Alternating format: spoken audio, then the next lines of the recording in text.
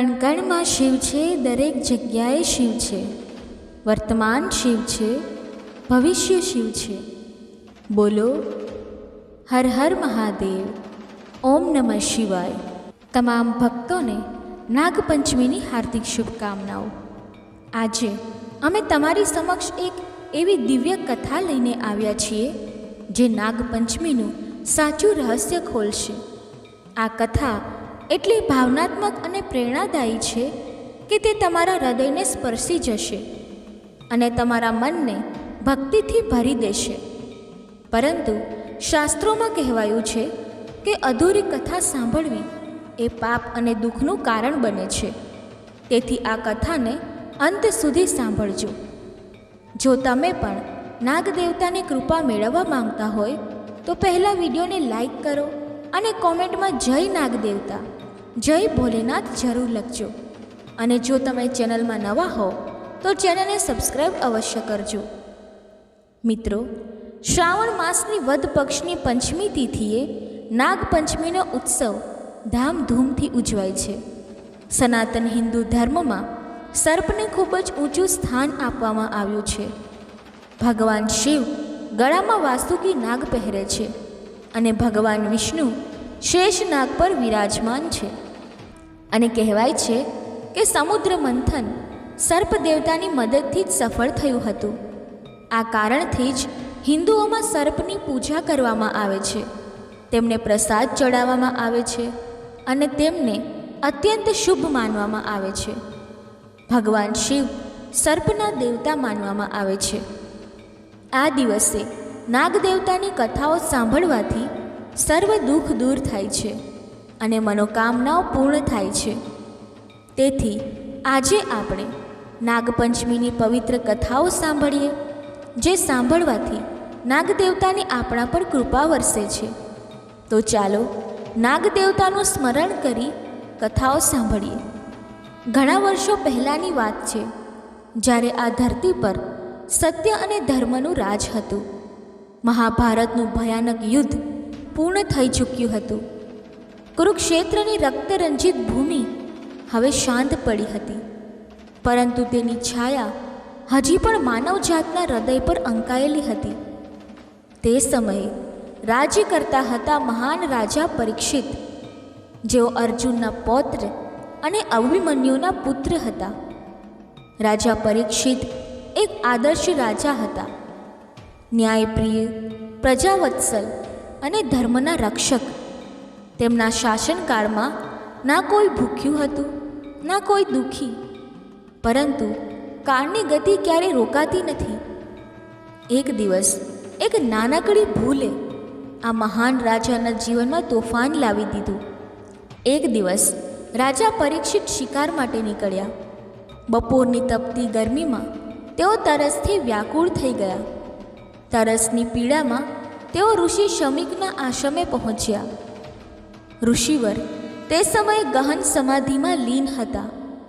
રાજાએ વારંવાર પોકાર્યું, હે મહર્ષિ, હે મહાત્મા. પરંતુ ઋષિનું ધ્યાન ભંગ થયું નહીં. તરસની વેદનાએ રાજાને ક્રોધિત કરી દીધા. ક્ષણિક ગુસ્સામાં તેમણે એક મૃત સર્પ ઉપાડ્યો અને ઋષિના ગળામાં નાખી દીધો. આ ક્ષણિક ક્રોધ, આ એક પળની મૂર્ખતા રાજા પરીક્ષિતના જીવનનું સૌથી મોટું પાપ બની ગઈ. જ્યારે ઋષિ શમીકની સમાધિ તૂટી અને તેમણે પોતાના ગળામાં મૃત સર્પ જોયો, ત્યારે તેઓ ખૂબ દુઃખી થયા. પરંતુ તેમનાથી પણ વધુ ક્રોધિત થયો તેમનો પુત્ર શૃંગી. યુવા ઋષિ શૃંગીનો ક્રોધ જ્વાળામુખીની જેમ ફાટ્યો. તેણે શ્રાપ આપ્યો, જે દુષ્ટ રાજાએ મારા નિર્દોષ પિતાનું અપમાન કર્યું છે, તે આજથી 7મા દિવસે સર્પરાજ તક્ષકના ડંખથી મૃત્યુ પામશે. આ શ્રાપના સમાચાર જ્યારે રાજા પરીક્ષિતને મળ્યા, ત્યારે તેમનું હૃદય પશ્ચાતાપથી ભરાઈ ગયું. તેઓ તરત જ ઋષિ શમીકના ચરણોમાં નમી પડ્યા અને બોલ્યા, હે મહર્ષિ, મેં ભયંકર પાપ કર્યું છે. ક્ષણિક ક્રોધમાં હું મારો ધર્મ ભૂલી ગયો. કૃપા કરીને મને માફ કરો. ઋષિ શમીકનું હૃદય કરુણાથી ભરાઈ ગયું. તેઓ બોલ્યા, વત્સ, તે જે કર્યું તે ખોટું હતું, પરંતુ મારા પુત્રનો શાપ પણ ઉચિત નહોતો.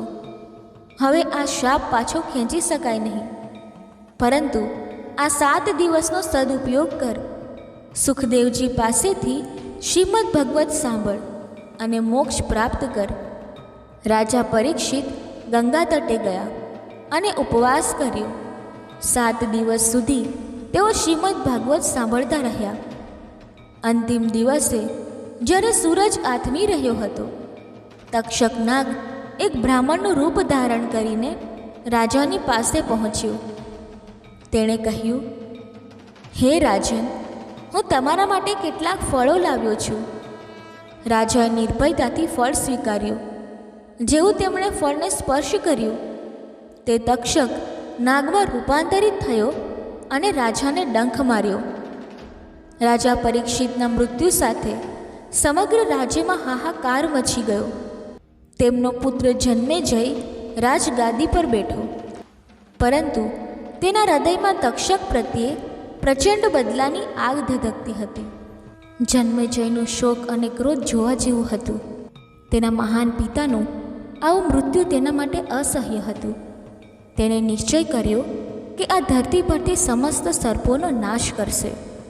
એક વિશાળ યજ્ઞશાળામાં જન્મેજયે સર્પસત્ર યજ્ઞની શરૂઆત કરી. આ કોઈ સામાન્ય યજ્ઞ નહોતું. આ યજ્ઞમાં હતી અગ્નિની ભયાનક શક્તિ, જે બધા સર્પોને પોતાની તરફ ખેંચી લેતી હતી. યજ્ઞકુંડમાં મંત્રોની ગુંજન અને હવનની જ્વાળાઓ સાથે એક પછી એક સર્પ આવીને અગ્નિમાં ભસ્મ થવા લાગ્યા. હજારો લાખો સર્પ રાખ બની ગયા. નાના મોટા, વિશાળ અને નિર્વિષ દરેક પ્રકારના સર્પ યજ્ઞાગ્નિમાં સમાઈ રહ્યા હતા. સ્વર્ગલોકથી લઈને પાતાળ લોક સુધી હાહાકાર મચી ગયો. જ્યારે આ સમાચાર નાગલોકમાં પહોંચ્યા, ત્યારે વાસુકી, શેષનાગ અને અન્ય નાગરાજો અત્યંત ચિંતાતુર થઈ ગયા. તેઓ જાણતા હતા કે જો આ યજ્ઞ ચાલુ રહેશે તો સમગ્ર સર્પ જાતિનો વિનાશ થઈ જશે. તેઓ બ્રહ્માજી પાસે ગયા. બ્રહ્માજીએ કહ્યું, આ યજ્ઞ ત્યારે જ અટકશે જ્યારે કોઈ એવી વ્યક્તિ હસ્તક્ષેપ કરશે જેની અડધી રક્તધારા નાગવંશની હોય અને અડધી માનવ વંશની હોય. તે સમયે બ્રહ્માજીના શબ્દો સાંભળીને નાગરાજોને મહર્ષિ જરત્કારુની યાદ આવી. જરત્કારુ એક મહાન ઋષિ હતા, જેમણે પોતાના પિતૃઓની મુક્તિ માટે વિવાહ કરવાનો નિર્ણય લીધો હતો. તેમણે વાસુકીની બહેન, જેનું નામ પણ જરત્કારુ હતું, તેની સાથે લગ્ન કર્યા. આ દંપતીના પુત્ર હતા આસ્તિક મુનિ. આસ્તિક મુનિમાં માનવીય સંવેદના અને નાગવંશની કરુણા બંનેનો સમન્વય હતો. જ્યારે તેમને સર્પસત્ર યજ્ઞની ખબર પડી, ત્યારે તેમનું હૃદય પીડાથી ભરાઈ ગયું. તેઓ જાણતા હતા કે બદલો કોઈ સમસ્યાનું સમાધાન નથી. યુવા આસ્તિક મુનિ યજ્ઞશાળા તરફ નીકળી પડ્યા. રસ્તામાં તેમણે આકાશમાં સર્પોના ટોળા જોયા, જે યજ્ઞાગ્નિથી શક્તિથી ખેંચાઈને તેની તરફ જઈ રહ્યા હતા. તેમની વ્યથા, તેમની ચીસો, તેમનો આક્રંદ, આ દ્રશ્યએ આસ્તિકના હૃદયને ચીરી નાખ્યું. તેમણે નિશ્ચય કર્યો, ના, આ અન્યાય છે. પ્રકૃતિમાં દરેક જીવનું પોતાનું સ્થાન છે. સર્પો પણ આ સૃષ્ટિનો અભિન્ન ભાગ છે. હું આ યજ્ઞને અટકાવીશ. જ્યારે આસ્તિક મુનિ યજ્ઞશાળાના દ્વાર પર પહોંચ્યા, ત્યારે દ્વારપાળોએ તેમને રોકવાનો પ્રયાસ કર્યો, પરંતુ એક બાલ બ્રાહ્મણને રોકવું એ અધર્મ હતું. આસ્તિક મુનિ અંદર પ્રવેશી ગયા. યજ્ઞશાળામાં ભયાનક દ્રશ્ય હતું. ચારે બાજુ અગ્નિની લપટો, મંત્રોની ગર્જના અને રાજા જન્મેજયનો ક્રોધથી ભરેલો ચહેરો હતો. આસ્તિકે જોયું કે યજ્ઞકુંડમાં એક પછી એક સર્પ આવીને બળી રહ્યા હતા. તેમણે મધુર અવાજે પોકાર્યું, મહારાજ જન્મેજય, આપનો આ યજ્ઞ અત્યંત પ્રભાવશાળી છે. હું તેની પ્રશંસા કરવા આવ્યો છું. જન્મેજય પ્રસન્ન થયા. તેમણે કહ્યું, હે બાલક, તારી પ્રશંસાથી હું ખૂબ ખુશ થયો છું. બોલ, શું વરદાન જોઈએ છે? આસ્તિકે વિચાર્યું હતું કે રાજા વરદાન આપશે. તેમણે તરત જ કહ્યું, મહારાજ, હું ઈચ્છું છું કે તમે આ સર્પસત્ર યજ્ઞને તાત્કાલિક બંધ કરો. આ સાંભળી જન્મેજયનો ચહેરો ક્રોધથી લાલ થઈ ગયો. તેમણે કહ્યું, શું કહ્યું તે? હું મારા પિતાના હત્યારા તક્ષકથી બદલો લઈશ. આ યજ્ઞ ત્યાં સુધી ચાલશે જ્યાં સુધી તક્ષક આ અગ્નિમાં નહીં બળે. આસ્તિક મુનિ સમજી ગયા કે માત્ર તર્કથી રાજાનું મન નહીં બદલાય. તેમણે પોતાની માતા પાસેથી સાંભળેલી કથાઓ યાદ કરી. તેમણે કહ્યું, મહારાજ, તમે મહાન અને ન્યાયપ્રિય છો, પરંતુ શું તમે જાણો છો કે તમારા પિતામહ અર્જુને પણ એક વખત ક્રોધમાં આવીને એક નાગરાજને મારવાનો પ્રયાસ કર્યો હતો? જન્મેજયનું ધ્યાન આકર્ષાયું. આસ્તિકે આગળ કહ્યું, તે સમયે ભગવાન શ્રી કૃષ્ણએ તેમને સમજાવ્યું હતું કે પ્રકૃતિમાં દરેક જીવનું પોતાનું સ્થાન છે. સર્પો જીવાત અને કીડાઓ ખાઈને ખેડૂતોની સેવા કરે છે. તમારા પિતાનું મૃત્યુ નિશંક દુઃખદ છે, પરંતુ શું બધા સર્પોને મારીને તમે તેમને પાછા લાવી શકશો? શું આનાથી તમારું દુઃખ ઓછું થશે, અથવા આ ફક્ત તમારા માથે વધુ પાપનો બોજ લાવશે? યજ્ઞશાળામાં સન્નાટો છવાઈ ગયો. મંત્રનો અવાજ ધીમો પડી ગયો. અચાનક યજ્ઞકુંડની ઉપર એક વિશાળ છાયા દેખાઈ. બધાએ ઉપર જોયું. તે તક્ષક હતો. ભયાનક અને વિશાળ, પોતાની સંપૂર્ણ શક્તિ સાથે. પરંતુ તે યજ્ઞની અગ્નિ શક્તિ સામે ઝઝૂમી રહ્યો હતો, જે તેને પોતાની તરફ ખેંચી રહી હતી. તક્ષકે ચીસ પાડી, હે રાજન, જન્મેજય, હું આવ્યો છું. હું જ તમારા પિતાનો હત્યારો છું. મને બાળી નાખો, પરંતુ આ નિર્દોષ સર્પોને છોડી દો. મેં જે કર્યું તે ખોટું હતું. રાજા પરીક્ષિત એક મહાન વ્યક્તિ હતા. મેં ક્રોધમાં આવીને તેમને માર્યા. હું તેમના માટે પશ્ચાતાપ કરું છું. મારા મૃત્યુથી તમારો બદલો પૂરો થશે. આસ્તિક મુનિ આગળ આવ્યા અને બોલ્યા, ના, આ બદલો નથી, આ ન્યાય છે. તક્ષક, તે ભૂલ કરી હતી, પરંતુ હવે તને પશ્ચાતાપ છે. મહારાજ જન્મેજય, તમારો બદલો પૂરો થયો. તક્ષક તમારી સામે છે, પશ્ચાતાપ કરી રહ્યો છે. હવે તેને માફ કરી દો. જન્મેજયની આંખોમાં આંસુ આવી ગયા. વર્ષોનો ક્રોધ, બદલાની આગ અને પિતાની યાદ બધું એકસાથે ઉમટી આવ્યું. તેમણે કહ્યું, આસ્તિક, તારા શબ્દોમાં સત્ય છે. મેં મારા ક્રોધમાં હજારો નિર્દોષ જીવોને મારી નાખ્યા. આ કેવો ન્યાય, જ્યાં એક અપરાધી માટે હજારો નિર્દોષ મરે? તેમણે તરત જ યજ્ઞ બંધ કરવાનો આદેશ આપ્યો. અગ્નિ શાંત થઈ ગઈ. તક્ષક ધીમે ધીમે નીચે આવ્યો. જન્મેજયે કહ્યું, તક્ષક, હું તને માફ કરું છું, પરંતુ વચન આપ કે હવે તું કે તારી સંતાન ક્યારેય કોઈ નિર્દોષને હાનિ નહીં પહોંચાવે. તક્ષકે માથું ઝુકાવીને કહ્યું, મહારાજ, હું વચન આપું છું. આજ પછી હું અને મારી સંતાન ત્યારે જ કોઈને હાનિ પહોંચાવીશું જ્યારે અમારા પર હુમલો કરશે. યજ્ઞ અગ્નિની તપાસથી બધા સર્પોના શરીર બળી ગયા હતા. તેમને શીતળતાની જરૂર હતી. આસ્તિક મુનિએ સૂચવ્યું, મહારાજ, આ બળેલા સર્પોને ઠંડા દૂધથી સ્નાન કરાવીએ અને તેમની પીડા ઓછી કરીએ. રાજા જન્મેજયે આદેશ આપ્યો. હજારો ઘડા ઠંડુ દૂધ લાવવામાં આવ્યું. બધા સર્પોને દૂધથી નવડાવવામાં આવ્યા. આ દ્રશ્ય અત્યંત મર્મસ્પર્શી હતું. જે હાથો થોડીવાર પહેલાં સર્પોને મારવા ઉઠ્યા હતા, તે જ હાથ હવે તેમની સેવામાં લાગ્યા હતા. ચમત્કાર થયો. દૂધના સ્પર્શથી બળેલા સર્પો સાજા થવા લાગ્યા. તેમની પીડા ઓછી થઈ. તક્ષક અને વાસુકી જેવા મહાન નાગરાજો પણ દૂધના સ્થાનથી પુનર્જીવિત થયા. આ દ્રશ્ય જોઈને બ્રહ્માજી, વિષ્ણુજી અને શિવજી પણ પ્રસન્ન થયા. શિવજીએ કહ્યું, આજથી આ દિવસ નાગપંચમી તરીકે ઉજવાશે. આ દિવસે જે કોઈ શ્રદ્ધાથી નાગદેવતાઓને દૂધ ચડાવશે તેમના સર્વ કષ્ટો દૂર થશે.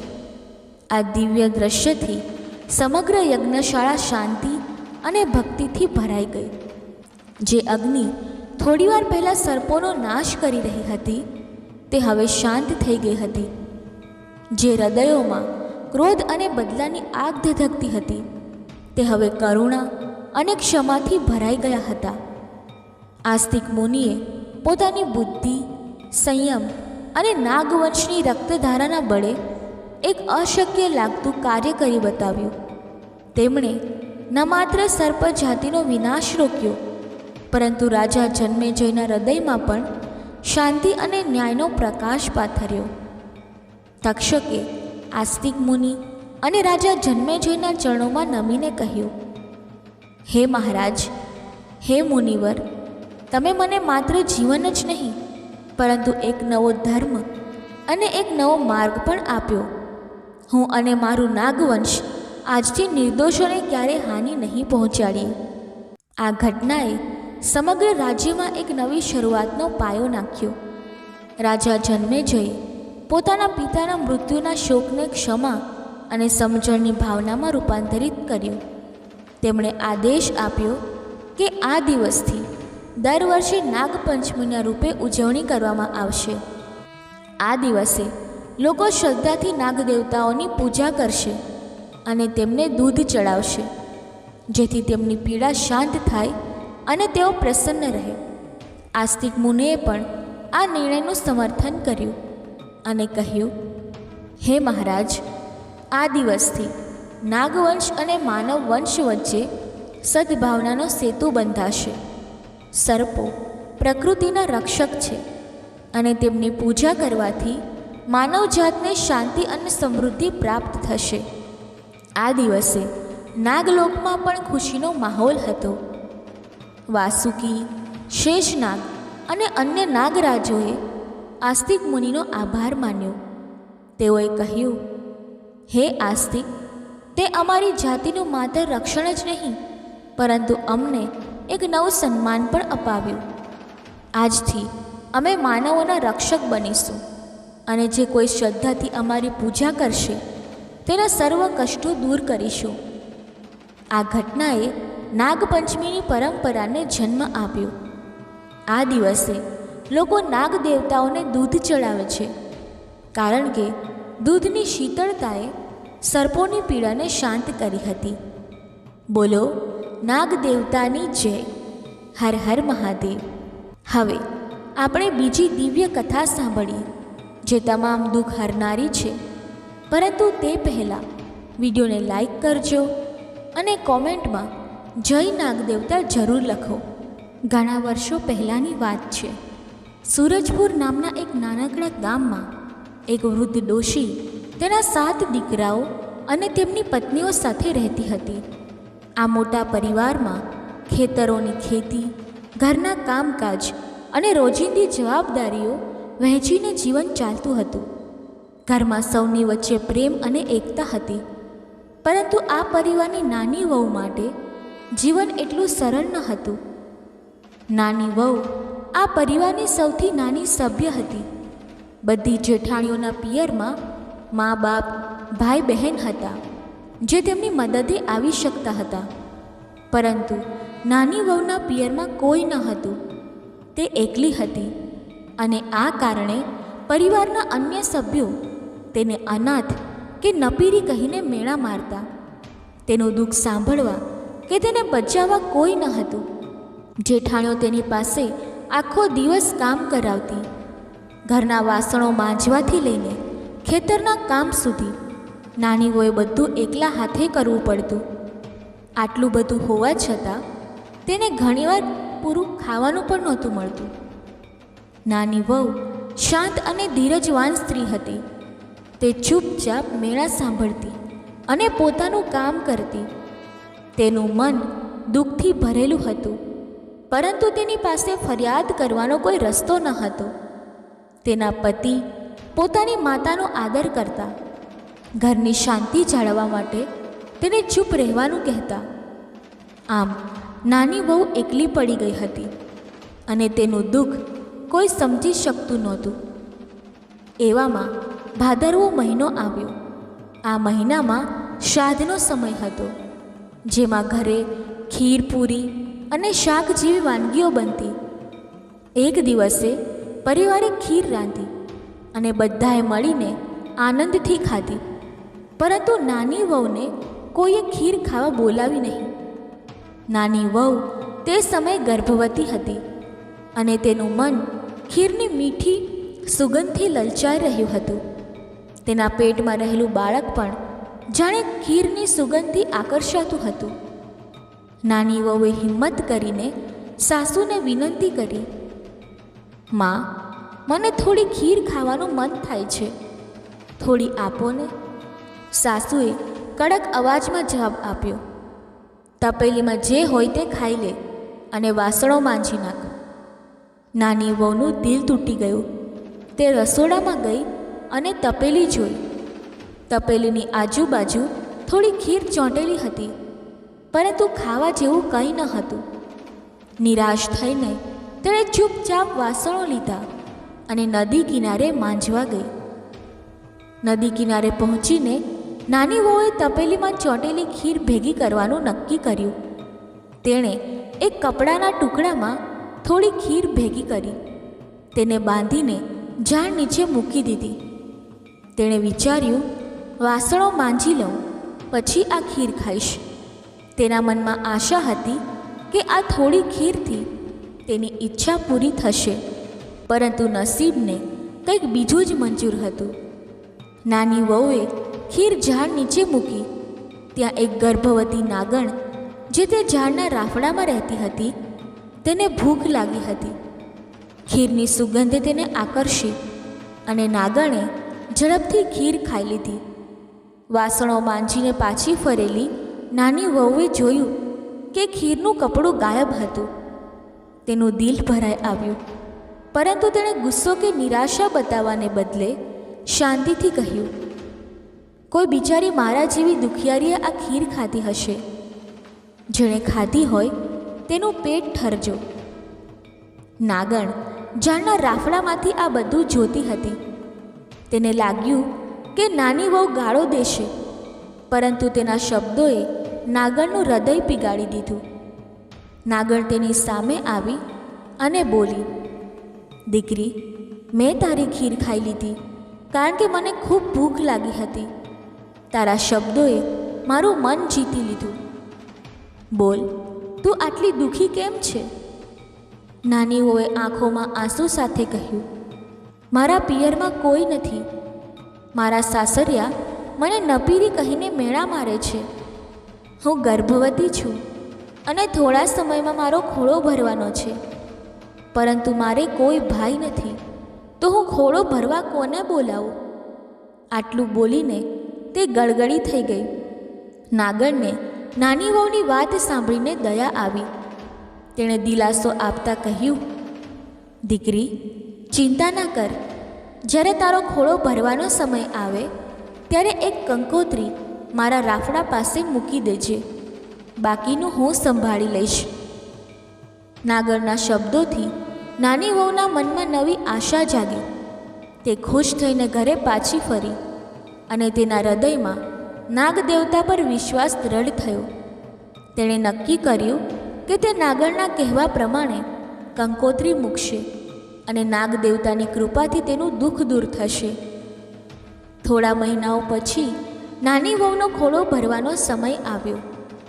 જેઠાણીઓએ ફરીથી તેની મજાક શરૂ કરી. તેઓ હસતા હસતા કહેતી, નાની વહુના પિયરમાં તો કોઈ નથી, તેનો ખોળો કોણ ભરશે? નાની વહુ આ સાંભળીને દુઃખી થતી. પરંતુ તેના મનમાં નાગ દેવતા પર પૂરો ભરોસો હતો. તેણે સાસુને વિનંતી કરી, માં, મારા પિયરમાં દૂરના સગા છે, તેમને આમંત્રણ આપવું છે, મને એક કંકોત્રી લખી આપો. સાસુએ મોટી વહુને કહીને એક સાદી કંકોત્રી લખાવી આપી. નાની વહુ ખુશખુશાલ થઈને કંકોત્રી લઈ નાગરના રાફડા પાસે ગઈ. તેણે ભક્તિભાવથી નાગ દેવતાને પ્રાર્થના કરી અને કંકોત્રી રાફડા પાસે મૂકી દીધી.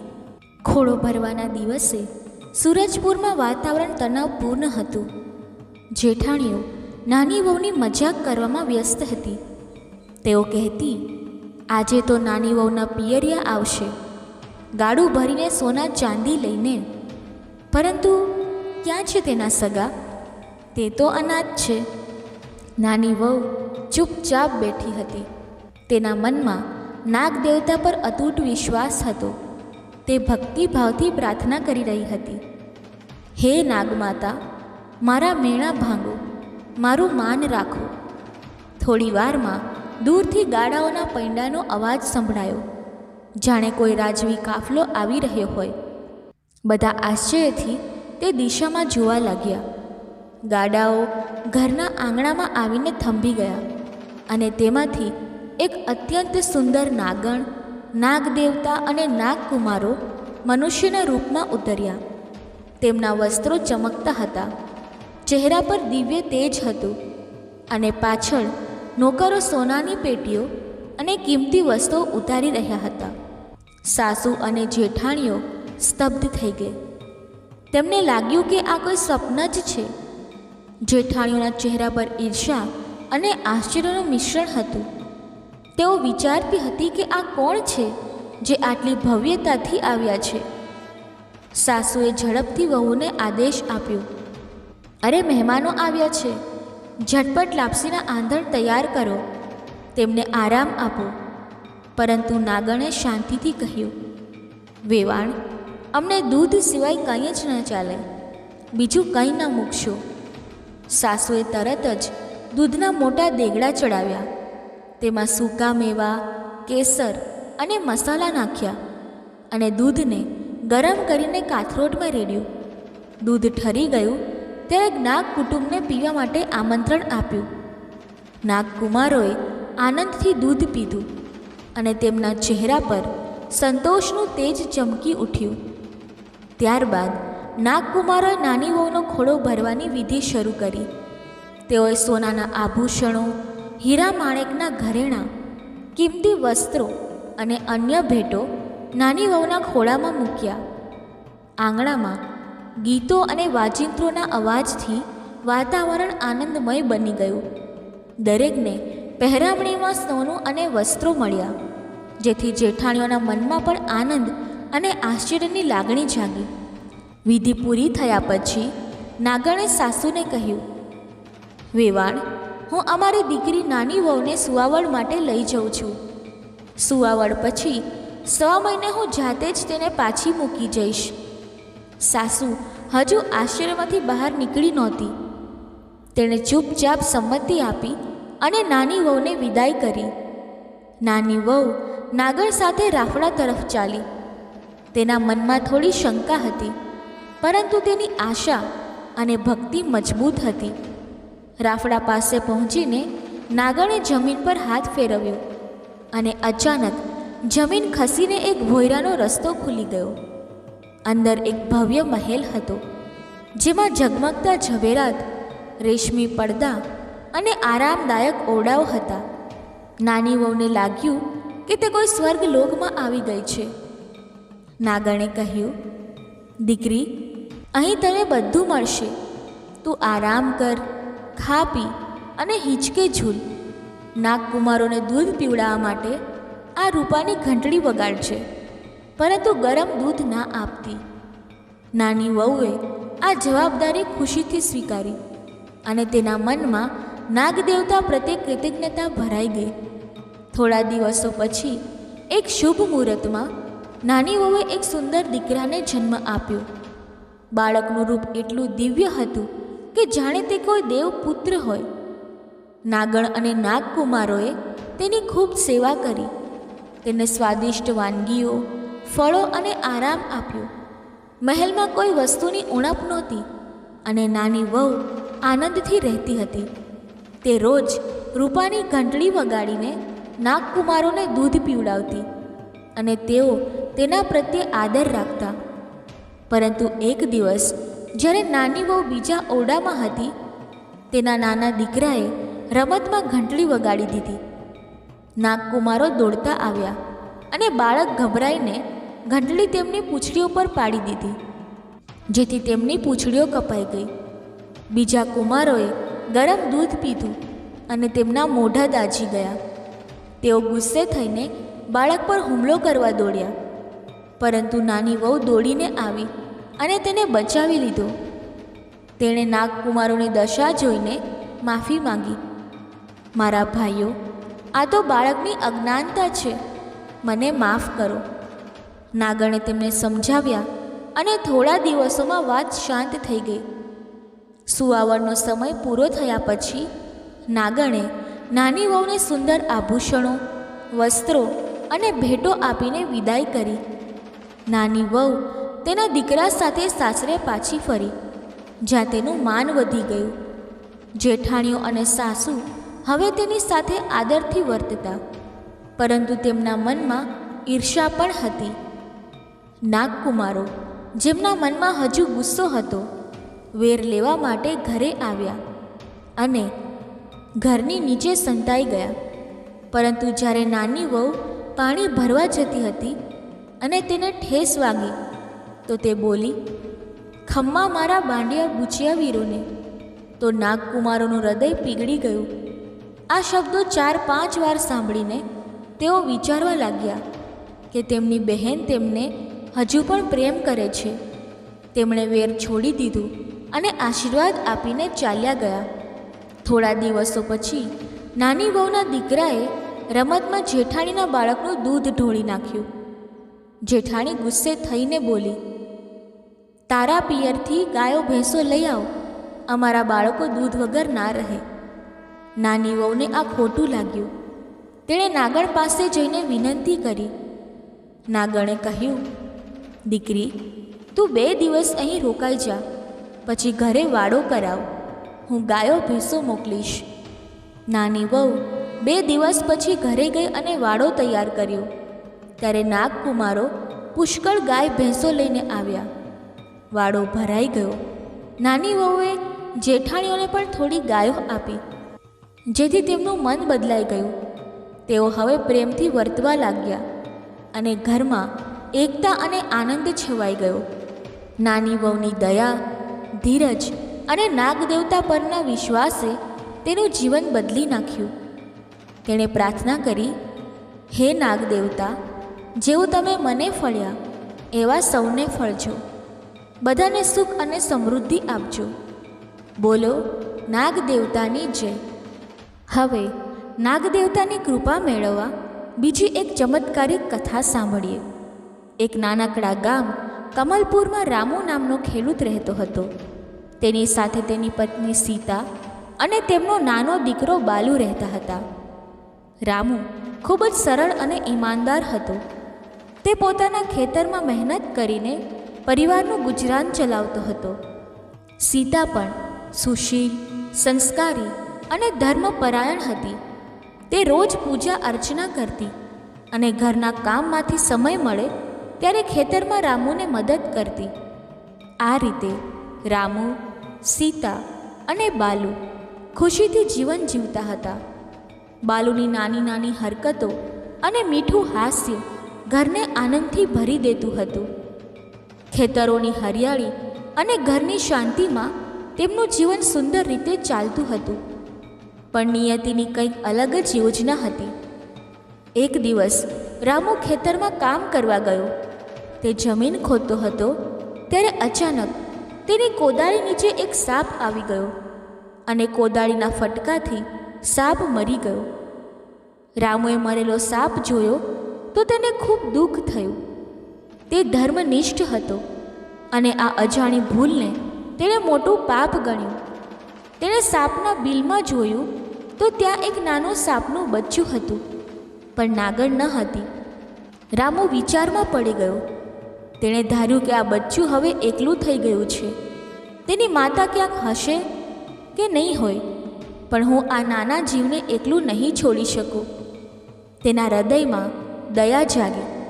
તેણે નક્કી કર્યું કે તે આ સાપના બચ્ચાને ઘરે લઈ જઈને પોતાના બાળકની જેમ પાળશે. રામુએ બચ્ચાને સાવચેતીથી ઉપાડ્યું અને ઘરે લઈ ગયો. ઘરે પહોંચીને તેણે સીતાને આખી વાત કહી. સીતાને પણ દુઃખ થયું, પણ તે ધર્મમાં માનતી હતી. બંનેએ ભગવાનનું નામ લઈને નક્કી કર્યું કે તેઓ આ બચ્ચાને પોતાના દીકરાની જેમ પાળશે. સીતાએ કહ્યું કે આજથી આપણે આ બચ્ચાને આપણો બીજો દીકરો ગણીશું. આમ રામુ અને સીતાએ સાપના બચ્ચાને ઘરમાં સ્થાન આપ્યું અને તેમનું જીવન નવી દિશામાં આગળ વધ્યું. બીજી બાજુ નાગણ જ્યારે બિલમાં પાછી આવી ત્યારે તેણે પોતાના પતિને મરેલો જોયું અને બચ્ચું પણ ગાયબ હતું. તેનું હૃદય દુઃખ અને ગુસ્સાથી ભરાઈ ગયું અને બોલી કે જેણે મારા પતિ અને બચ્ચાને માર્યું તેના પરિવારના દરેકને હું નષ્ટ કરી દઈશ. હું તેમને શોધીને મારો બદલો લઈશ. તેણે મરેલા પતિને વચન આપ્યું કે તે બદલો લઈને જ તેની પાસે પાછી આવશે. બીજા દિવસે રામુ ખેતરમાં ગયો ત્યારે તેના હાથમાં તે જ કોદાળી હતી જેના પર સાપનું લોહી લાગેલું હતું. નાગણ નજીક જ બેઠી હતી. તેણે કોદાળી પરનું લોહી જોયું અને સમજી ગઈ કે આ ખેડૂતે જ તેના પતિને માર્યો છે. રામુ જ્યારે બપોરે ઘરે ગયો, નાગણ ગુપ્ત રીતે તેની પાછળ ગઈ. પણ રામુ જેવો જ ઘરમાં ગયો એટલે સીતાએ તરત દરવાજો બંધ કર્યો અને નાગણ બહાર રહી ગઈ. તે બદલાની તક શોધવા લાગી. થોડી વાર પછી રામુ ખેતરમાં પાછો ગયો. નાગણ બારી વાટે ઘરમાં ઘૂસી ગઈ અને એક ખૂણામાં છુપાઈ ગઈ. તેણે જોયું કે બાલુ એકલો રમે છે અને સીતા ઘરના કામમાં વ્યસ્ત છે. નાગણે તક જોઈને બાલુને ડંખ માર્યો. બાલુની ચીસ સાંભળી સીતા દોડી આવી, પણ નાગણ નીકળી ગઈ. તે જ વખતે રામુ પાછો આવ્યો અને નાગણને જોતી જોઈ તેણે બૂમ પાડી કે નાગણે મારા દીકરાને ડંખ્યો. સીતા અને રામુએ બાલુને જોયો, પણ ઝેરની અસરથી થોડી જ વારમાં બાલુ મરી ગયો. આ ઘટનાએ રામુ અને સીતાને તોડી નાખ્યા.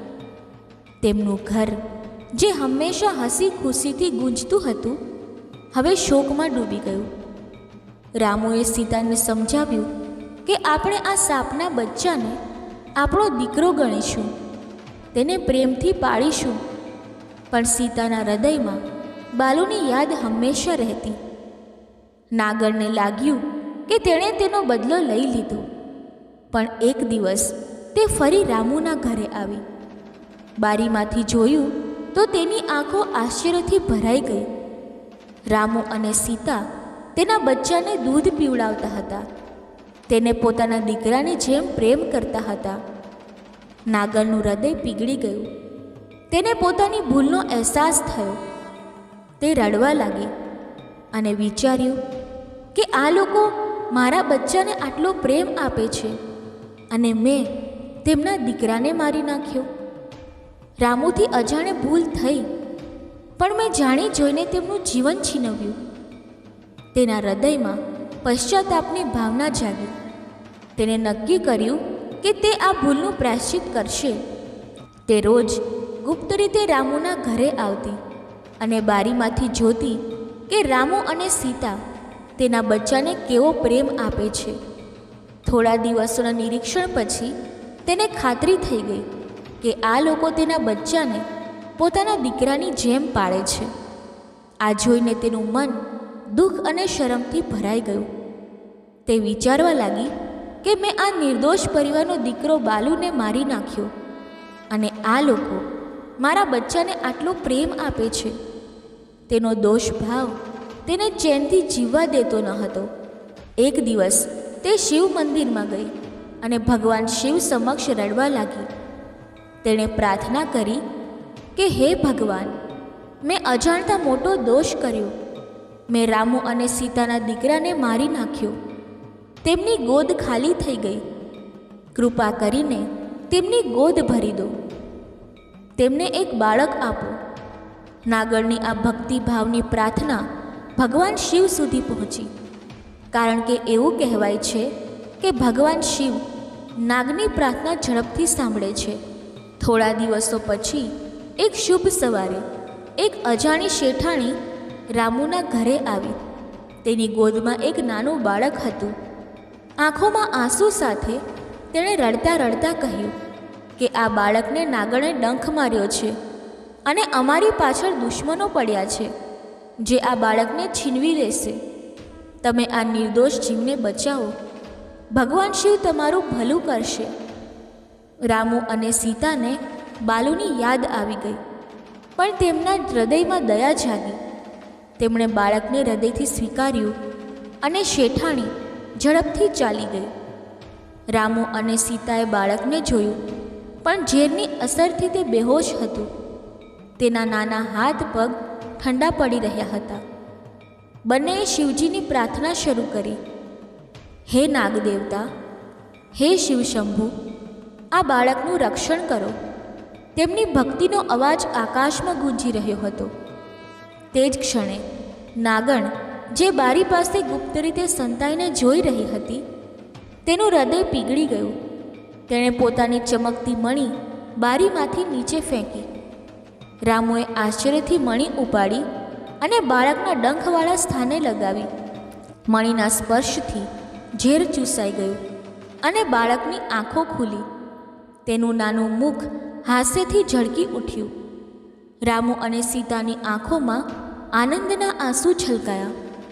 તેઓએ નાગદેવતા અને શિવજીનો આભાર માન્યો. તેઓ વિચારતા હતા કે શેઠાણી પાછી આવશે અને બાળકને લઈ જશે. પણ બીજે દિવસે રામુ જ્યારે ખેતરે જતો હતો ત્યારે તેને રસ્તામાં શેઠ અને શેઠાણીને મરેલા જોયા. હવે આ બાળકનું કોઈ ન હતું. રામુ અને સીતાએ ભગવાનની કૃપા સમજી બાળકને પોતાનું ગણીને પાળવાનું શરૂ કર્યું. તેમનું ઘર ફરીથી હાસ્ય અને આનંદથી ગૂંજી ઉઠ્યું, કારણ કે હવે તેમના 2 દીકરા હતા, સાપનું બચ્ચું અને આ નવું બાળક, જેનું નામ તેમણે શિવુ રાખ્યું. એક દિવસ નાગણને ચિંતા થઈ કે આ લોકોને નવું બાળક મળ્યું છે તો કદાચ તેઓ મારા બચ્ચા પ્રત્યે બેદરકાર થઈ ગયા હશે. તેથી તે સાધુ બાબાનો વેશ ધારણ કરીને રામુના ઘરે આવી. સીતાએ આદરથી તેમને બેસાડ્યા. દૂધ અને ફળોની વ્યવસ્થા કરી. સાધુએ પૂછ્યું, બેટા, તારા કેટલા દીકરા છે? સીતાએ ભાવથી કહ્યું, બાબા, મારા 2 દીકરા છે. એક આ શિવુ અને બીજો અમારો નાગબાળ. સાધુએ કહ્યું, પણ મને તો એક જ બાળક દેખાય છે, બીજો ક્યાં છે? સીતાએ હસીને જવાબ આપ્યો, બાબા, અમારો બીજો દીકરો ત્યાં ખૂણામાં શાંતિથી રમે છે. સાધુએ નાટક કરતા કહ્યું, મને તો અહીં સાપની ગંધ આવે છે. આ સાપ મને આપી દે, નહીં તો હું તમને સૌને નષ્ટ કરી દઈશ. સીતા ચોંકી ગઈ. તેની આંખોમાં આંસુ આવ્યા. તે રડતા બોલી, બાબા, આ સાપ નથી, આ તો અમારો દીકરો છે. તમે ગમે તે લઈ લો, પણ અમારા બાળકોને નહીં.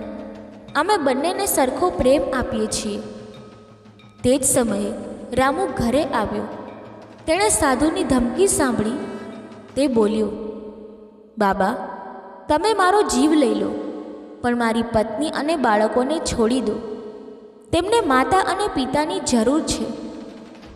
સાધુએ કહ્યું, તો તે મણી મને આપી દે જે તમને નાગણે આપી હતી.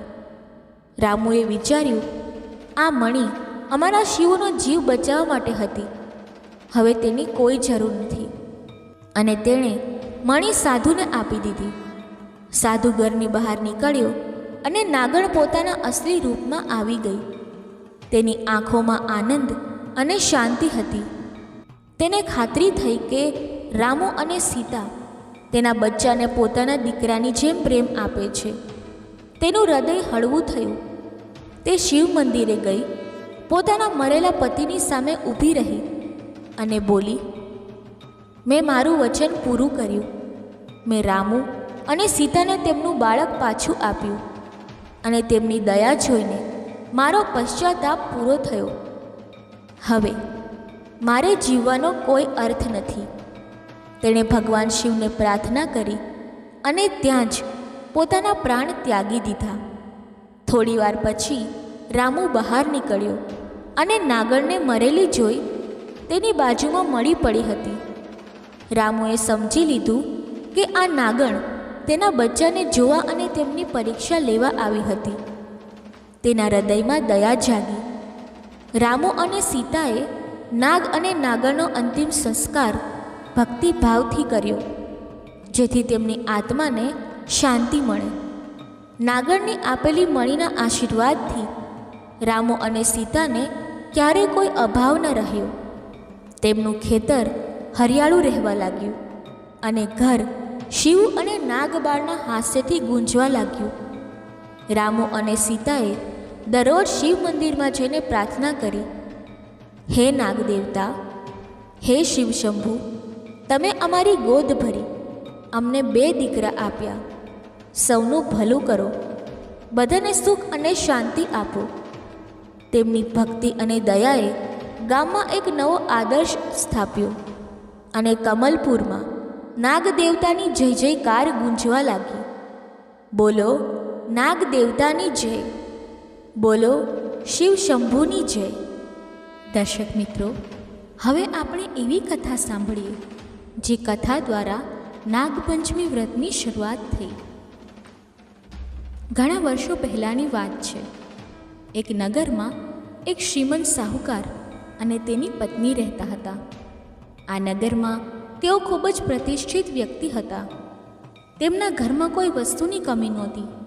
અનાજના ભંડાર ભરેલા હતા. ધન સંપત્તિની કોઈ અછત નહોતી.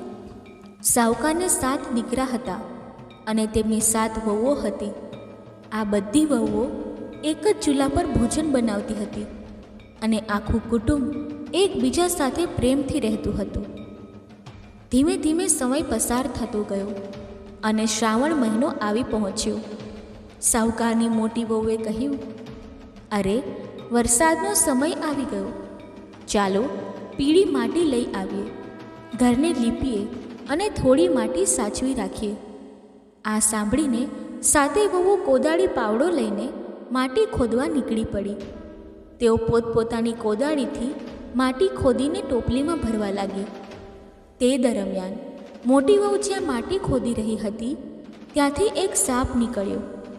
તેને જોઈને મોટી વહુએ કોદાળીથી તેને મારવાનો પ્રયાસ કર્યો, પરંતુ નાની વહુએ આ જોઈને તરત જ કહ્યું, ના દીદી, આ સાપને ન મારો. આ તો બહુ નાનો સાપ છે. નાદાન અને નિર્દોષ જીવ છે. આ બિચારો બોલી શકતો નથી. આને મારીને આપણને શું મળશે? તેને જવા દો. આના પ્રાણ લેવાથી આપણને પાપ લાગશે. નાની વહુની આ વાત સાંભળીને મોટી વહુ સમજી ગઈ અને તેણે તે નાનકડા સાપને માર્યો નહીં અને મુક્ત કરી દીધો. પછી 7 વહુઓ પોતાના માથે માટીની ટોપલી લઈને ઘરે જવા લાગી. રસ્તામાં નાની વહુએ જોયું કે તે નાનકડો સાપ એક ઝાડની નીચે બેઠો છે. તે પ્રેમથી તેની પાસે ગઈ અને નાગદેવતાને કહ્યું, ભાઈ, તમે અહીં બેસો, હું તમારા માટે દૂધ લઈને આવું છું. ત્યારે નાગદેવતાએ કહ્યું, ઠીક છે, હું અહીં જ રહીશ. અને તે ત્યાં જ બેસી રહ્યો.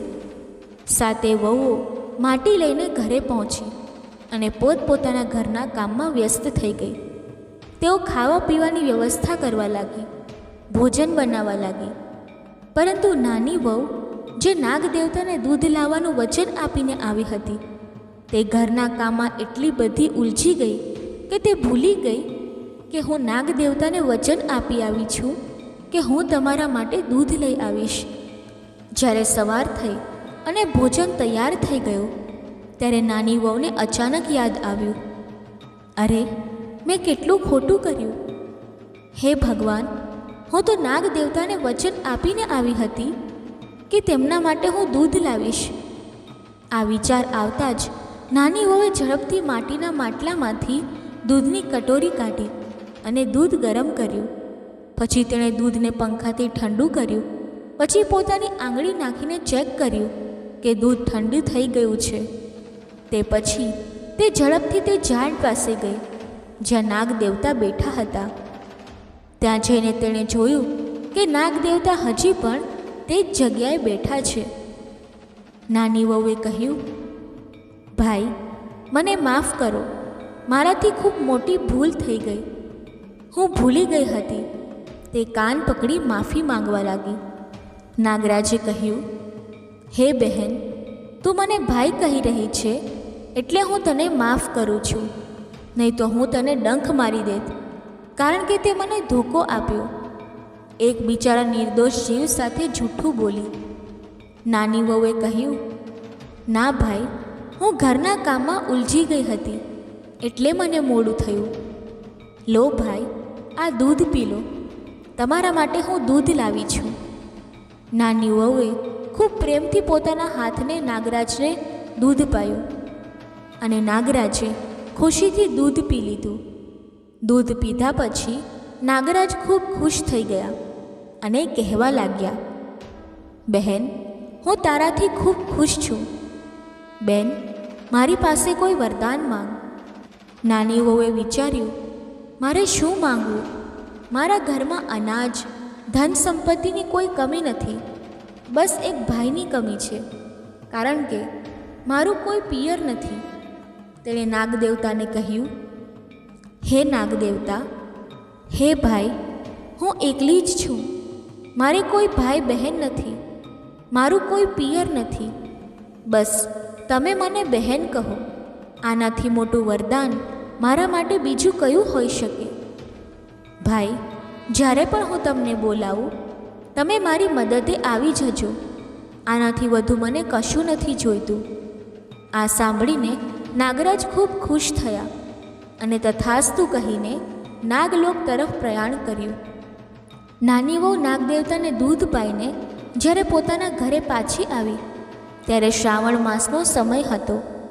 સાવકાની 6 મોટી વહુઓ તો પોતપોતાના પિયર જવાની તૈયારી કરી રહી હતી, કારણ કે શ્રાવણમાં તીજનો તહેવાર આવે છે, રક્ષાબંધનનો તહેવાર પણ આવે છે. આથી 6 વહુઓ પિયરે જવાની વાતો કરવા લાગી. પરંતુ નાની વહુનું તો કોઈ પિયર ન હતું, એટલે તે ચૂપચાપ પોતાના કામમાં વ્યસ્ત રહી. બધી મોટી વહુઓ એટલે કે જેઠાણીઓ નાની વહુને ચીડવવા લાગી અને કહેવા લાગી, અરે નાની, તું ક્યાં જઈશ? તારું તો કોઈ પિયર જ નથી. તારો કોઈ ભાઈ નથી. તારા માટે કોણ શું લાવશે? તું તો ક્યારેય પિયરે જઈ જ નહીં શકે, કેમ કે તારું તો પિયર જ નથી. આ વાતો સાંભળીને નાની વહુનું મન દુભાઈ ગયું. તેણે નાગદેવતા ભાઈને યાદ કર્યા અને મનમાં પોકાર્યું, હે નાગરાજભાઈ, તમે ક્યાં છો? મને તમારી જરૂર છે. મારી બધી જેઠાણીઓ પિયરે જઈ રહી છે અને હું ચૂપચાપ આંખોમાં આંસુ લઈને બેઠી છું. બધાને પિયરેથી ચૂંદડી આવી, સિંજારો આવ્યો, પણ હું તો એક અભાગણ છું. મારું તો કોઈ પિયર નથી. મારા માતા પિતા નથી. ભાઈ ભાભી નથી. ભાઈ મારા મેણા ટોણા ભાંગો. નાની વહુનો આ પોકાર સાંભળીને નાગરાજનું ધ્યાન તૂટ્યું. તેમણે વિચાર્યું, અરે, મારી બહેન મને બોલાવે છે. નાગરાજે એક પળનો પણ વિલંબ ના કર્યો અને નાગલોકથી પૃથ્વી પર આવી પહોંચ્યા. તેમણે મનુષ્યનું રૂપ ધારણ કર્યું અને બજારમાંથી સુંદર સુંદર વસ્ત્રો, હીરા જવાહરાત, રૂપિયા પૈસા લઈને સાવકારના ઘરે પહોંચી ગયા. ઘરના દરવાજે ઊભા રહીને તેમણે પૂછ્યું, શું નાની વહુનું ઘર આ જ છે? આ સાંભળીને નાની વહુની સાસુએ કહ્યું, હા, આ જ છે. તમે કોણ છો? નાગરાજે જવાબ આપ્યો, હું નાની વહુનો ભાઈ છું. આ સાંભળી સાસુએ આશ્ચર્યથી પૂછ્યું, અરે, નાની વહુનો તો કોઈ ભાઈ નથી. આ ભાઈ ક્યાંથી આવ્યો? નાગરાજે શાંતિથી કહ્યું, માસી, તમે મને નથી ઓળખતા. જ્યારે મારી બહેન નાની હતી ત્યારે તેના જન્મ વખતે હું પરદેશ ચાલ્યો ગયો હતો. આજે ઘણા વર્ષો પછી પાછો આવ્યો છું. મારી માતાએ મને કહ્યું કે મારી એકમાત્ર બહેન સાસરે છે. શ્રાવણ માસ ચાલે છે, તો શું તમે તમારી બહેન માટે ચૂંદડી સિંજારો નહીં લઈ જાઓ? એટલે હું આવ્યો. સાસુએ નાગરાજના હાથમાંથી થેલી લીધી અને તેમને ઘરમાં લઈ ગઈ. તેમનું ખૂબ આદર સત્કાર કર્યું, ખાતરદારી કરી. પછી સાસુએ નાની વહુને બોલાવીને કહ્યું, અરે વહુ, તારો ભાઈ આવ્યો છે. જો, સોનું ચાંદી, હીરા જવાહરાત, ચૂંદડી લઈને આવ્યો છે. મારા માટે પણ સુંદર ચૂંદડી લાવ્યો છે. નાગરાજે સાસુને કહ્યું, માસીજી, હું મારી બહેનને વિદાય કરાવવા આવ્યો છું. શ્રાવણ માસ છે. શું તમે મારી બહેનને પિયરે નહીં જવા દો? સાસુએ હસીને કહ્યું, અરે એવું કેમ નહીં? તે તારી બહેન છે, અવશ્ય પિયરે જશે. સાસુએ નાની વહુને કહ્યું, વહુ, તારો ભાઈ તને લેવા આવ્યો છે. ત્યાં મોટી જેઠાણીએ કહ્યું, અરે આનો તો ભાઈ છે જ નહીં. પરંતુ સાસુએ કહ્યું, ના, ભાઈ છે. હીરા જવાહરાત બધું લઈને આવ્યો છે. આ સાંભળીને બધી જેઠાણીઓ ચૂપ થઈ ગઈ, પરંતુ અંદરથી ઈર્ષ્યા કરવા લાગી. તેમણે ટીખળમાં કહ્યું, જો ભાઈ આટલો ધનવાન છે તો સોનાનું ઝાડુ પણ આપી દેત. નાગરાજે આ સાંભળીને તરત જ કહ્યું, માસી, આ સોનાનું ઝાડુ તો હું આપવાનું ભૂલી જ ગયો. લો, આ પણ લઈ આવ્યો છું. એમ કહીને તેમણે સોનાનું ઝાડુ સાસુના હાથમાં આપી દીધું. 6 જેઠાણીઓ સોનાનું ઝાડુ જોઈને ખૂબ ખુશ થઈ. ત્યાર પછી સાસુએ નાની વહુને તેના ભાઈ સાથે પિયરે મોકલી આપી. નાની વહુ તૈયાર થઈ, પરંતુ તેના મનમાં શંકા હતી. મારો તો કોઈ ભાઈ નથી. આ કોણ હોઈ શકે? શું આ મારા નાગ દેવતા ભાઈ હશે? જ્યારે ભાઈ બહેન થોડે દૂર નીકળ્યા ત્યારે નાગરાજે કહ્યું, બહેન, તે મને ઓળખી નથી ને? નાની વહુએ જવાબ આપ્યો, હા ભાઈ, હું ઓળખી ગઈ. તમે મારા નાગ દેવતા ભાઈ છો. નાગરાજે કહ્યું, હા બહેન, હું તારું વચન પૂરું કરવા આવ્યો છું. ચાલ મારા ઘરે, માતાએ તને બોલાવી છે. આમ નાગરાજ નાની વહુને નાગલોક લઈ ગયા. રસ્તામાં નાગરાજે કહ્યું, બહેન, હું હવે મારા અસલ રૂપમાં આવી ગયો છું. મારી પૂંછડી પકડીને મારી સાથે ચાલ. નાની વહુએ પૂંછડી પકડી અને થોડી જ વારમાં તે નાગલોક પહોંચી ગઈ. નાગલોકમાં નાગરાણીએ જોયું અને પૂછ્યું, અરે આ કોણ છે? નાગરાજે જવાબ આપ્યો, માં, તમે નથી ઓળખતા? મેં તમને કહ્યું હતું ને કે મારા પ્રાણ એક મોટા સંકટમાંથી બચ્યા હતા. ઘણી સ્ત્રીઓ માટી ખોદી રહી હતી અને એક મને મારવા જતી હતી. ત્યારે આ સ્ત્રીએ મારા પ્રાણ બચાવ્યા. આજ મારી બહેન છે. હું આનો ભાઈ છું. આનો કોઈ ભાઈ નથી જે મારી કોઈ બહેન નથી. નાગરાણીએ ખૂબ પ્રેમથી નાની વહુને દીકરી કહીને બોલાવી અને પોતાની બાજુમાં બેસાડી. તેમણે તેને ખૂબ જ સ્વાદિષ્ટ ભોજન પીરસ્યા. વિવિધ પ્રકારના ઘરેણાં અને સાડીઓ આપી. નાની વહુ નાગલોકમાં રહેવા લાગી. એક દિવસ નાગરાણીએ તેને કહ્યું, દીકરી, હું થોડા કામ માટે બહાર જાઉં છું. તું તારા ભાઈને ઠંડુ દૂધ પાઈ દે. પરંતુ નાની વહુને આ વાતનું ધ્યાન ન રહ્યું અને તેણે નાગરાજને ગરમ દૂધ પાઈ દીધું, જેનાથી તેનું મોં દાઝી ગયું. જ્યારે નાગરાણી પાછી આવી ત્યારે તેમને નાગરાજનું દાઝેલું મોં જોઈને ખૂબ ગુસ્સો આવ્યો. પરંતુ નાગરાજે તેમને સમજાવ્યા અને તેઓ શાંત થઈ ગયા. નાની વહુ નાગલોકમાં રહેતા ઘણો સમય વીતી ગયો. એક દિવસ નાની વહુએ કહ્યું, માજી, હવે મારે મારા સાસરે પાછું જવું જોઈએ. નાગરાજે પણ માતાને કહ્યું, માં, મારી બહેન પોતાના ઘરે જવા માંગે છે. તેને કંઈક સારી ભેટ આપો, જેથી તેના સાસુ સસરા, જેઠ જેઠાણીઓ અને પતિ તેનું ખૂબ માન સન્માન કરે. નાગરાણી અને નાગરાજે મળીને નાની વહુને ઘણું સોનું ચાંદી, જવાહરાત વસ્ત્રો અને આભૂષણો આપ્યા. નાગરાણીએ કહ્યું, દીકરી, અમે તને હીરા અને મણીનો એક હાર પણ આપીશું, જે જોઈને બધા જ ચૂપ થઈ જશે. નાગરાજે કહ્યું, હા માં, આનાથી મોટી ભેટ બીજી કઈ હોઈ શકે. તેમણે મળીને હીરા અને મણીઓથી બનેલો એક અદ્ભુત હાર બનાવ્યો અને નાની વહુના ગળામાં પહેરાવી દીધો. જ્યારે નાની વહુએ નાગમણીનો હાર પહેર્યો ત્યારે તેનું શરીર ચમકવા લાગ્યું અને તેનો ચહેરો અનેક ગણો સુંદર દેખાવા લાગ્યો. તેણે પોતાનું શરીર જોઈને કહ્યું, આ હારથી તો મારું શરીર ઘણું સુંદર લાગે છે. આનાથી મારું શરીર ચમકી રહ્યું છે. નાગરાજ પોતાની બહેનને ઘણે દૂર સુધી વિદાય કરવા ગયા અને પછી નાની વહુ એકલી સાસરે પાછી ફરી. જ્યારે તે ઘણા વસ્ત્રો, ઘરેણાં અને જવાહરાત લઈને સાસરે પહોંચી ત્યારે 6 જેઠાણીઓ, જેમને પોતાના પિયરથી આટલું બધું નહોતું મળ્યું, તે નાની વહુને જોઈને ચોંકી ગઈ. આટલી બધી સંપત્તિ જોઈને તેઓ ઈર્ષા કરવા લાગી અને કહેવા લાગી, તારો ભાઈ તો ખૂબ ધનવાન છે. નાગરાજે નાની વહુને આપેલો હીરામણીનો હાર ગામમાં ચર્ચાનો વિષય બની ગયો. આ હારની પ્રશંસા ચારે બાજુ થવા લાગી. આ હારની અસરથી શાહુકારના ઘરમાં કોઈ વસ્તુની કમી ન રહી. નાગમણીના આગમનથી ઘરમાં ધન સંપત્તિનો પ્રવાહ વધવા લાગ્યો. તેમના ઘરમાં સંપત્તિ બમણી 4 ગણી થવા લાગી.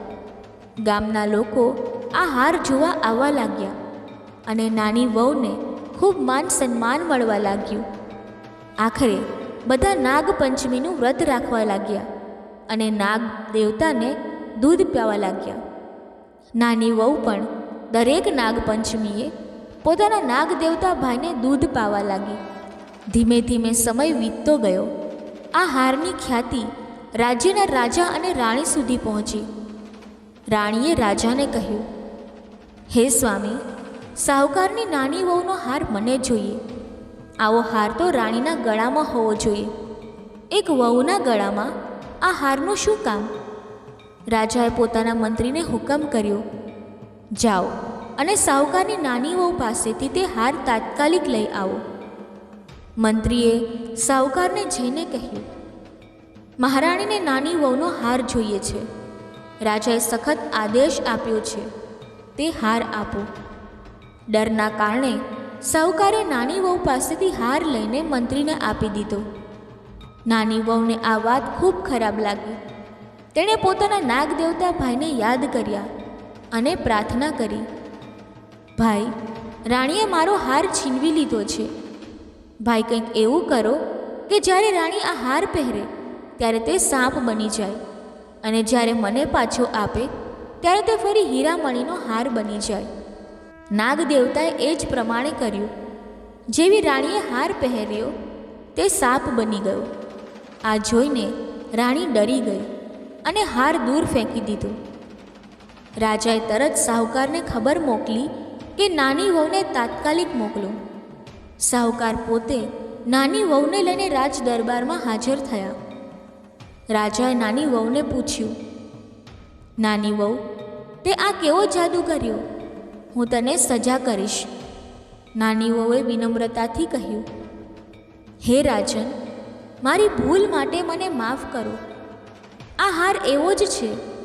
મારા ગળામાં તે હીરામણીનો રહે છે, પણ બીજું કોઈ તેને પહેરે તો તે સાપ બની જાય છે. રાજાએ તે સાપ બનેલો હાર નાની વહુને આપીને કહ્યું, હવે તું આને પહેરી બતાવ. નાની વહુએ જેવો હાર પહેર્યો તે તરત હીરામણીનો બની ગયો.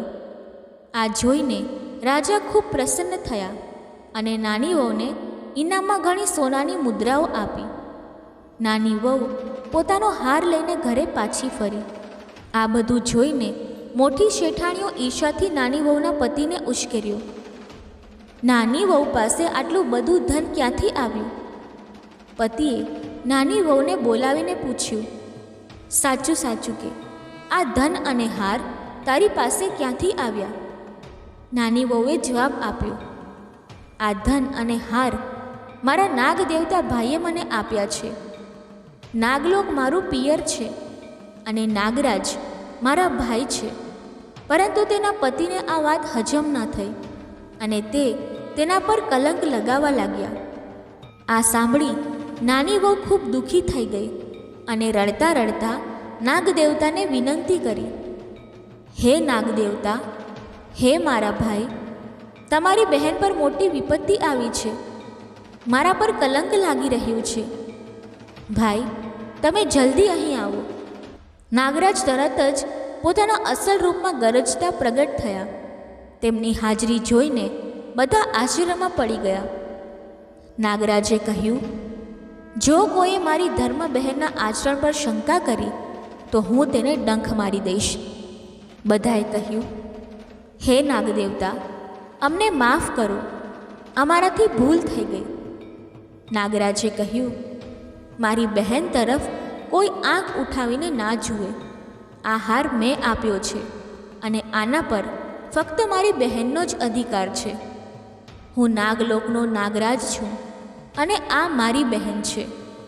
આ સાંભળીને નાની વહુનો પતિ ખૂબ ખુશ થયો અને નાગરાજનું ખૂબ આદર સત્કાર કર્યો. નાગરાજે કહ્યું, આજના દિવસથી બધા નાગપંચમીનો તહેવાર ઉજવશો. આજે બધા નાગ દેવતાને દૂધ પાઓ, જીવનમાં ક્યારેય દુઃખ નહીં આવે. નાગપંચમીએ મીઠું ભોજન કરો, ભોલેનાથનું પૂજન કરો. જે કોઈ શિવલિંગ પર આ દિવસે બીલીપત્ર, દૂધ, મિશ્રી કે ગોળ ચડાવશે તેને જન્મો જન્મ સુધી કોઈ દુઃખ નહીં આવે. જે નાગરાજને ગાયનું દૂધ પાશે તેને ક્યારેય દુઃખ નહીં થાય. તેનું પિયર અને સાસરું બંને ભરેલા રહેશે. નાગરાજે બધાને આશીર્વાદ આપ્યા. તે દિવસથી નાગપંચમીનો તહેવાર ઉજવાય છે અને સ્ત્રીઓ સાપને ભાઈ માનીને તેમની પૂજા કરે છે. જેમ તમે નાની વહુને અમર પિયર અને ભાઈ આપ્યા, તેમ બધા પર તમારી કૃપા રાખજો. બધાનું પિયર ભરેલું રાખજો. બધાને અમર પિયર આપજો. આ કથા કહેનારા અને સાંભળનારા બધાના અનાજના ભંડાર ભરો. કોઈનું પણ પિયર કદી ના છૂટે. બોલો નાગ દેવતાની જય. બોલો શિવશંકર ભોલેનાથની જય. દર્શક મિત્રો, કથા બોલતી વખતે જો મારાથી કોઈ ભૂલ થઈ હોય તો હું ક્ષમા માંગુ છું અને આશા રાખું છું કે તમને આ કથા પસંદ આવી હશે. જો આ કથા તમને પસંદ આવી હોય તો વિડીયોને લાઈક કરી ચેનલને સબસ્ક્રાઈબ અવશ્ય કરી લેજો અને કોમેન્ટ બોક્સમાં જય નાગ દેવતા, જય ભોલેનાથ અવશ્ય લખજો. ધન્યવાદ.